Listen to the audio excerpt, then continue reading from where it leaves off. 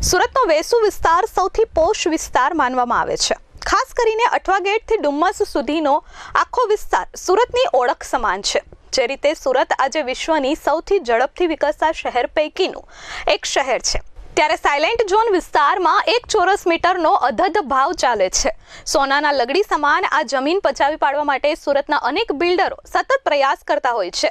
આ વિસ્તારમાં જ આવેલી લાખો રૂપિયાની જમીન બિનખેતી થયા વગર જ પ્લોટિંગ કરી વેચાણ થઈ ગયાનું સામે આવ્યું છે. બિનખેતી થયા વગર જ જમીનના પ્રોપર્ટી કાર્ડ બની જતા CID ક્રાઇમમાં આખો મામલો નોંધાયો છે. ત્યારે ફરિયાદ નોંધાવવામાં આવી છે. ત્યારે આ ફરિયાદીએ સ્થાનિક તંત્ર સામે ગંભીર આક્ષેપ કર્યા હતા. ત્યારે આવો સાંભળીએ ફરિયાદી શું કહે છે.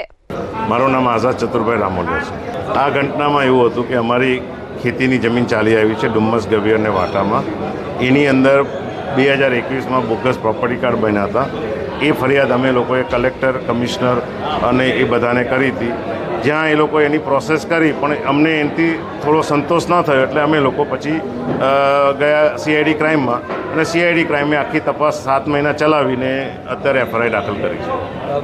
કોની સામે ગુનો દાખલ કરવામાં આવ્યો? ગુનો દાખલ કરવામાં આવ્યો છે સમૃદ્ધિ કોર્પોરેશનના નામે ગુનો દાખલ કરવામાં આવ્યો છે. પ્લસ એમાં એક ઓફિસર જે હતા ક્લાસ 1 ઓફિસર એના નામે છે, અને ઓફિસમાં જેટલા વર્કરો છે એના નામે કરવામાં આવ્યું. અમને લાગે છે કે ન્યાય મળશે, કેમ કે તંત્ર છે એ હવે જાગૃત થઈ ગયું છે. એને બધી ખબર પડી ગઈ છે કે ખરેખર શું થયું છે, અને એ બધી પોતાની CID ક્રાઇમ બધી ઇન્ફોર્મેશન ભેગી કરી રહ્યા છે. Bureau report S24 news, Surat.